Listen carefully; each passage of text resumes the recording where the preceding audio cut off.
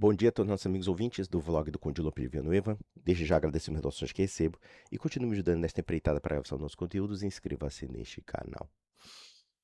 Eu gostaria de tecer alguns comentários sobre a excomunhão que foi decretada pelo Papa Leão XIV contra a Fraternidade São Pio X. Muitos tradicionalistas estão aí em polvorosa, denunciando a arbitrariedade do Vaticano, que absurdo o Vaticano ter revogado a tradição, né? Revogou a tradição e blá blá blá e assim sucessivamente. Vamos fazer um retrospecto do que é a Fraternidade São Pio X e de como ela agiu perante o Vaticano desde Bento XVI. Observem que o Vaticano tentou, de todas as formas possíveis, buscar uma conciliação com a Fraternidade Sacerdotal São Pio X. Eu me lembro muito bem que Bento XVI reconheceu a missa tridentina como uma missa extraordinária e, inclusive, qualquer padre que quisesse ministrá-la não precisaria nem de anuência do bispo. E mais, quer dizer, a igreja estava acenando para que a fraternidade fizesse parte da igreja. Mas o mais, assim, assustador é que o tradicionalista católico da São Pio X, como de muitos outros segmentos, eu posso dizer que eles são burros. Eu acho que eles são as pessoas mais burras que eu já vi, só que, ao mesmo tempo, pedantes. Por quê? Porque eles se acham realmente detentores da verdadeira tradição, ainda que esse argumento dito tradicionalista quebre a unidade da igreja, como também quebre a própria hierarquia da igreja. Eu me lembro muito bem que, quando a Fraternidade Sacerdotal de São Pio X fez as negociações com Bento XVI, havia um bispo da fraternidade, o senhor Williamson, falando bobagens monumentais sobre a história do Holocausto nazista. E, inclusive, isso prejudicou a imagem do Vaticano. Por quê? Porque o sujeito estava, se não me falha a memória, na Alemanha e dando palpite sobre assunto que ele não tem domínio. E isso revela também uma outra faceta da Fraternidade São Pio X. Eu já cansei de ver tradicionalista católico simpático a movimentos neofascistas. É uma coisa assim que chega a ser bizarra. Eu não estou dizendo que a fraternidade sacerdotal seja, tá? Eu não estou afirmando isso. Seria até irresponsável dizer que os bispos e todos aqueles elementos, aquelas pessoas, os membros, sejam necessariamente simpáticos. Mas eu conheci muitas pessoas simpáticas às ideias mais bizarras que você possa imaginar, né? Mais bizarras e mais estúpidas, tá? E aí o que aconteceu? O senhor Williamson começou a soltar as farpas de besteiras lá, dizendo que não morreram 6 milhões de judeus. Morreram 600 mil judeus no máximo, ou 200 mil, 400 mil. Começou a dar palpite. E falou assim, se eu falar aqui na Alemanha eu posso ser preso, não sei o quê. Claro que a imprensa pegou a fala dele, publicou, e Bento XVI, que era inclusive alemão, ficou extremamente ofendido. Quer dizer, os caras são uns palhaços. Me desculpa, olha, você pode brincar de missa tridentina, você pode brincar de tradição, você pode brincar de qualquer coisa, mas vocês não têm realmente tato para a vida social. Então vejam, e mesmo assim, Bento XVI manteve tudo aquilo que foi prometido da parte do Vaticano. Ou seja, mesmo com todas essas cagadas que a fraternidade fez, Bento XVI deixou que esse segmento ministrasse a missa extraordinária. Aí veio o Papa Francisco. O Papa Francisco fez coisa melhor. Reconheceu a validade das confissões feitas na Fraternidade São Pio X, como também reconheceu, inclusive, o matrimônio. Ou seja, quem se casasse na São Pio X, o Vaticano reconheceria como legítimo aquele casamento. O que esse pessoal da fraternidade fez? Usou da missa tridentina, usou da associação para fazer palanque contra o Papa. Então, quer dizer, esse pessoal, quando ganha uma concessão do Vaticano, não é necessariamente para se unir ao Vaticano, para chegar a um termo comum ao Vaticano. Pelo contrário, eles se colocam como a verdadeira igreja, e a igreja que eles chamam de pós-conciliar é a falsa igreja. Ainda que eles não tenham coragem de admitir claramente que o Papa não é Papa, ou os bispos são inválidos, ou coisa parecida, eles não têm ainda a coragem de serem sede vacantes, tá? Embora muitos de fato se tornaram. Inclusive, se não me falha a memória, o seu bispo Williamson, que já faleceu, já estava de namorico com esse segmento, com essa seita, né? Com essa seita sedevacante, porque é uma seita. Eu não tenho o menor pudor de falar isso.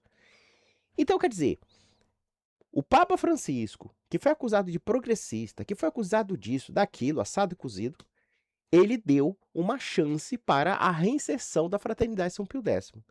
Mas o que eles fizeram? Aproveitaram a missa tridentina e, o que é pior, sequestraram uma tradição da igreja, ou seja, a tradição da missa do Trento, para fazer o quê? Palanque contra o Papa e palanque contra a missa de Paulo VI. Percebendo isso, o que o Papa Francisco fez? Estabeleceu a obrigatoriedade de quem ministrar a missa tridentina tenha a permissão do bispo local. Aí eles vão inventar um factoide afirmando que o Papa Francisco fez isso por má fé, porque o Papa Francisco seria um mentiroso que, a despeito de algumas informações confidenciais do Vaticano, que afirmavam que a missa tridentina tenha trazido pessoas para a igreja e não sei o quê, ele chegou a uma conclusão contrária para justificar o seu documento que restringia a liberdade da Fraternidade Sacerdotal São Pio X e também da missa tridentina. Então eles inventaram esse factoide, eu não sei se é verdade isso. Seja o que for, o fato é o seguinte: quem vai para a missa tridentina ouve cobras e lagartos do Papa, ouve cobras e lagartos dos bispos. E eu já fui testemunha disso. Se isso é verdade ou não o que o Papa Francisco fez, tá? O fato é que ele restringiu, de fato, esse tipo de propaganda em que a São Pio X dizia: olha, se você for para a missa nova, você pode estar em pecado. Se você aceitar os sacramentos da outra igreja, como eles chamam, inclusive parafraseando Gustavo Corsão, é a outra igreja. Eles fazem isso. Aí quer dizer, eles fazem da missa tridentina como um elemento segregacionista contra as demais outras missas e contra a comunhão católica. Então vejam que a igreja não é burra. A igreja não é estúpida. Da mesma forma que eu já cansei de ver esse pessoal querendo invalidar os sacramentos de Paulo VI, o Concílio Vaticano II e assim sucessivamente, o mesmo eles fazem contra os papas. Muitas das difamações que hoje ouvimos contra Paulo VI, João Paulo II, Bento XVI, contra o Papa Francisco, então nem se fala. Inúmeras difamações provêm dessa curriola. Dessa curriola aí, que é um protestantismo gourmet, disfarçado de incenso e de batina. Porque vejam, quantas vezes eu já vi membro da Fraternidade São Pio X dizer que o Papa Francisco estabeleceu a adoração à Pachamama.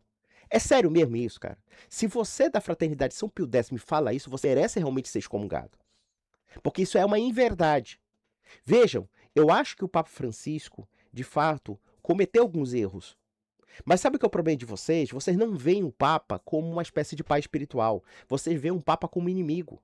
Sabe por quê? Porque o pai espiritual de vocês não é o Papa. O pai espiritual de vocês é o Monsenhor Lefebvre e os seus congêneres, que são sediciosos. Com devido acatamento ao Sr. Lefebvre, ele poderia até ter uma parte de razão do que ele falava. Só que a soberba era muito grande, a arrogância era muito grande. Então o Monsenhor Lefebvre padecia de uma arrogância absurda. Como, aliás, eu posso até concordar com o Papa Francisco em algum ponto, que ele dizia que muitos desses movimentos tradicionalistas têm uma certa verve pelagiana, de achar que eles vão salvar a igreja por conta própria, né? Através do seu voluntarismo, através do seu teologismo exacerbado, né? Claro que aqui é uma ironia, porque na verdade é uma antiteologia, já que eles estão dando espaço para não somente o cisma, mas para a negação de toda a comunhão cristã. Então, quer dizer, esse pessoal se coloca como uma verdadeira igreja e a igreja, que de fato é igreja, é uma falsa igreja. Ainda que eles não admitam isso. Ainda que eles não admitam isso. E é interessante que eles padecem de um certo romantismo do século XIX, de um certo ultramontanismo às avessas. Quando eu falo isso, por exemplo, é interessante porque eles pregam uma autoridade papal que tem que ser autoritária, que tem que excomungar, que tem que preservar a unidade da igreja a todo custo e não sei o quê, tem que ser aquele papa que tem que brigar com a humanidade, com o mundo inteiro, né? Ou seja, eles pregam a igreja como se ela devesse se isolar dos problemas humanos da atualidade, se isolar, inclusive, do debate com determinados outros grupos religiosos e assim sucessivamente, e se encastelar como, de fato, a São Pio X faz. O que a São Pio X contribui para a unidade da igreja? Ela não contribui em nada. Ela simplesmente criou uma organização elitizada, apartada da igreja, em que eles são uma espécie de confraria de eleitos, só que como eles não interagem com esta sociedade, porque, por exemplo, quando o Papa dialoga com os luteranos, dialoga com os protestantes, dialoga com os muçulmanos e assim sucessivamente, essa igreja ela está querendo interagir para resolver problemas reais e concretos. Então, quer dizer, eu já cansei de ver tradicionalista católico dizendo que Papa Francisco é assim, assado cozido, que Leão XIV se encontrou com a arcebispa da Cantuária. Que absurdo se encontrar com a arcebispa da Cantuária, porque é uma herege e não sei o que, não sei o que. Tá bom, meu filho, me diga uma coisa. Qual é a solução que você apresenta para resolver os problemas da igreja numa realidade que já não é mais o século XIX que vocês romantizam? Não é a realidade de Pio IX. E vou dizer mais: o projeto que vocês propõem de união entre igreja e Estado é um projeto irreal, por uma razão muito, muito simples. O Estado que vocês querem ter uma ligação não é um Estado cristão, não é nem mais uma sociedade cristã. É interessante esse tipo de lógica, porque quando nós observamos essa correlação entre igreja e Estado, nem sempre foi uma correlação positiva. Muito pelo contrário, a igreja acaba se tornando um instrumento do Estado.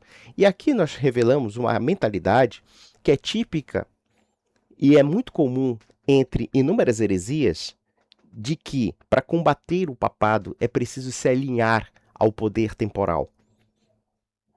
Então, observem que, quando a igreja atua de forma independente do Estado, em muitos aspectos ela ganha espaço ao invés de perder. Por quê? Porque ela não presta contas numa concordata ou qualquer tipo de situação em relação ao Estado. Eu vou dizer uma coisa para vocês.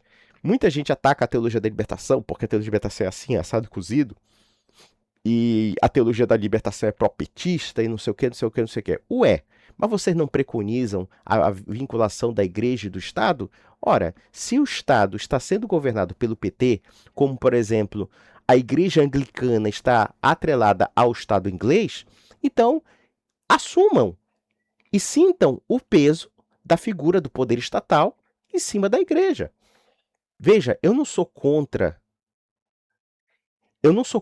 a união da igreja e do Estado se entendermos, por exemplo, a predominância da igreja sobre o Estado.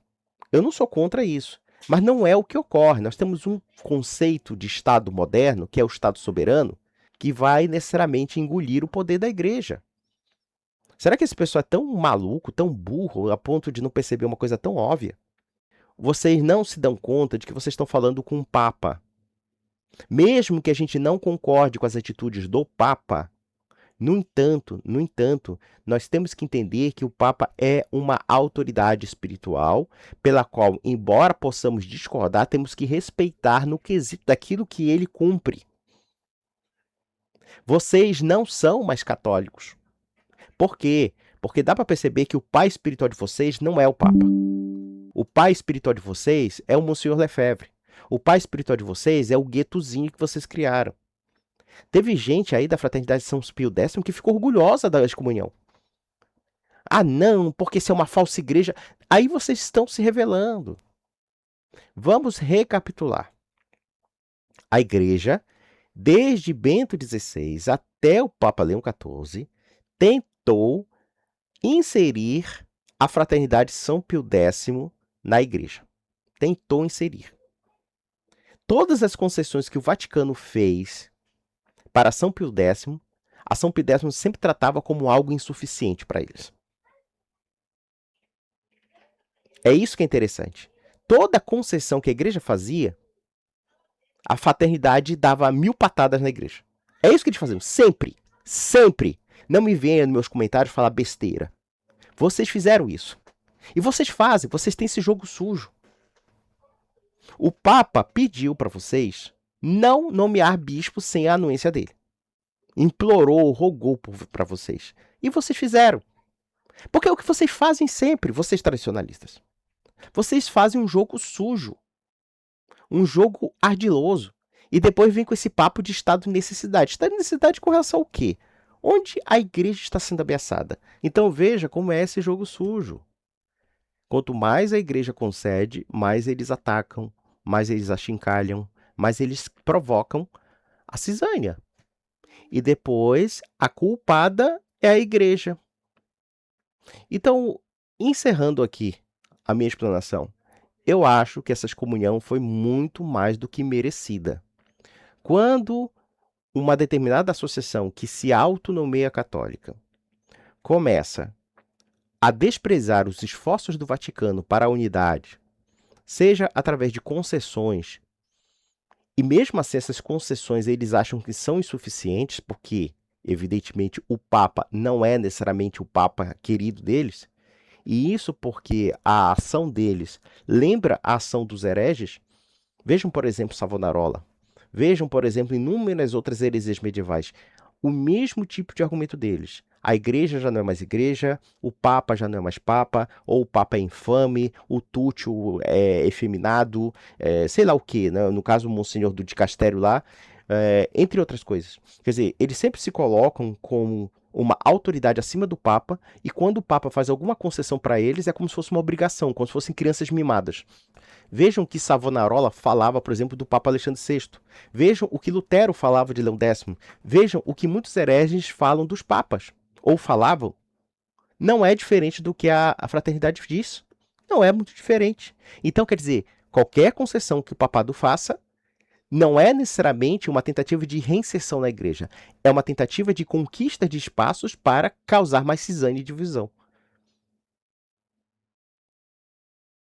Bento XVI reconhece a importância da missa latina, da missa extraordinária do Trento.